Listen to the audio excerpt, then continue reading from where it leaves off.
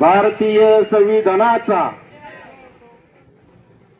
साहेबांनी 2 वर्ष 11 महिने 17 दिवस मेहनत घेऊन संविधान लिहिलं. त्या संविधानाच्या जोरावर आज देश चालतोय आणि जगातलं सर्वोत्कृष्ट संविधान जर कुठलं असेल तर ते फक्त भारताचं आहे. आणि भारता इतकं चांगलं संविधान आजपर्यंत कुणीही तयार करू शकले नाही. हीच बाबासाहेबांची ख्याती आहे.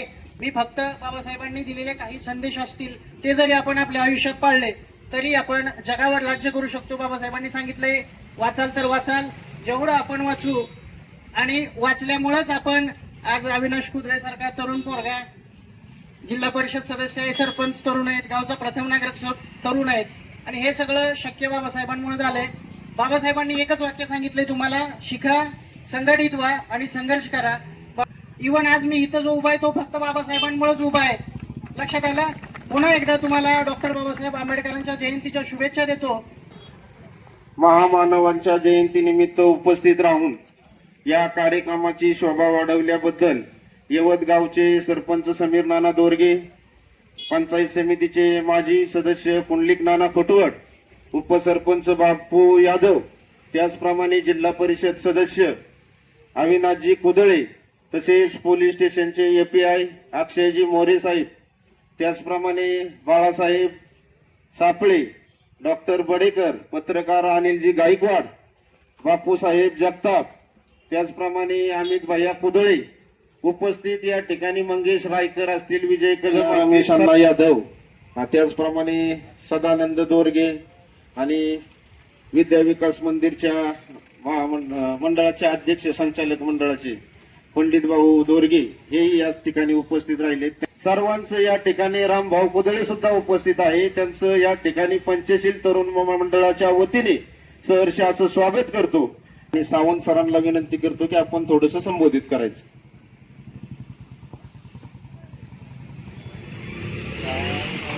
आज आपल्या यवतमध्ये 135वे बोधिसत्व विश्वरत्न भारतरत्न घटनेचे एकमेव संविधानाचे मालक परमपूज्य डॉक्टर बाबासाहेब आंबेडकर यांची 135वी जयंती या ठिकाणी साजरी होते. या सर्व महापुरुषांना मी आपल्या सर्वांच्या वतीनं त्रिवार वंदन करतो. तत्पूर्वी 14 एप्रिल 2026 ला प्रामुख्याने या ठिकाणी भीमनगरमध्ये जयंती साजरी करण्यात आलेली होती. त्याचबरोबर विद्याविकास मंदिरी आपल्या शाळेमध्ये साजरी केली गेली होती.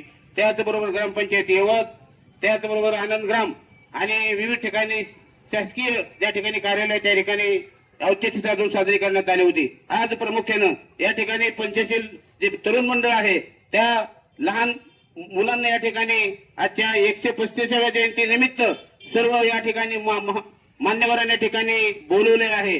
खरं पाहिलं तर या ठिकाणी बाबासाहेबांचं संविधान आपल्या शाळेतच नेहमी वाचन होते, पठण होते. म्हणजे लहानपणापासूनच ते संविधानाचं आपल्याला जागृती झाली पाहिजे, प्रबोधन झाले पाहिजे. श्री कुंडलिक नाना खटवट यांना विनंती करतो की आपण या कार्यक्रमास शुभेच्छा द्याव्यात. आपल्या भारताचे शिल्पकार आणि भारताला एक कशा मार्गाने चालण्यासाठी ज्या गोष्टीची गरज होती ते संविधान लिहिणारे डॉक्टर बाबासाहेब आंबेडकर यांची आज 135वी जयंती या ठिकाणी पंचशील तरुण मंडळाने यवतमध्ये मोठ्या उत्साहात या ठिकाणी साजरी होत आहे. तरी या जयंतीच्या निमित्तानं मी कार्यकर्त्यांना एकच सूचना करतो की बाबासाहेबांनी लिहिलेलं संविधान टिकवण्यासाठी तरी कमीत कमी जयंतीचा कार्यक्रम हा कधीच बंद नाही पडला पाहिजे असं मला वाटतं. कारण संविधान आहे म्हणून भारत देश आज एक एक पाऊल पुढे टाकतोय. त्याच्यामुळं संविधानाचं पावित्र्य राखण्यासाठी ह्या जयंती उत्सव साजरा करणं हा अतिशय गरजेचं आहे. त्याच्यामुळं मी पंचशील तरुण मंडळाला पुन्हा एकदा विनंती करतो की हा सालाबादप्रमाणे आपण जे जयंतीचा कार्यक्रम या ठिकाणी साजरा केला त्याबद्दल मी आमच्या सर्वच यवतच्या नेते मंडळीच्या वतीनं, आम जनतेच्या वतीनं आपल्याला बाबासाहेबांच्या जयंतीनिमित्त हार्दिक अशा शुभेच्छा देतो आणि या ठिकाणी थांबतो.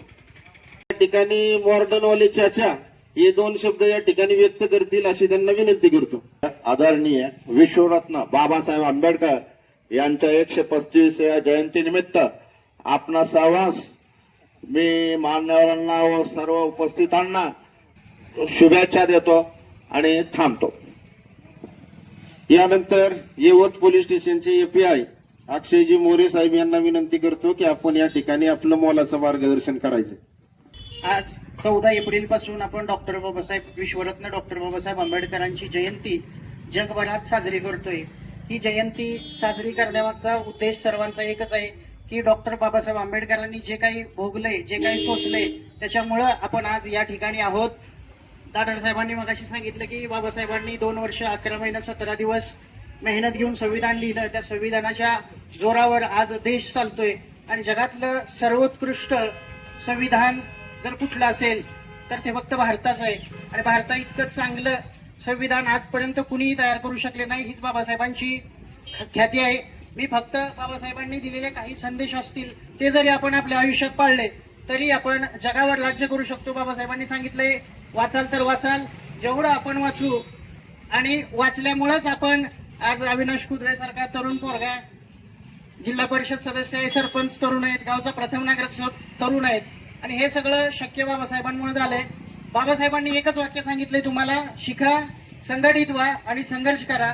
बाबासाहेबांनी दिलेल्या या मंत्राचा जर तुम्ही वापर केला, शिकला, आज जी काही लहान मुलं आहेत त्यांना फक्त मला एकच सांगायचं आहे, तुम्ही शिकला तर आणि तरच या जगावर राज्य करू शकता. इव्हन आज मी इथं जो उभा आहे तो फक्त बाबासाहेबांमुळेच उभा आहे.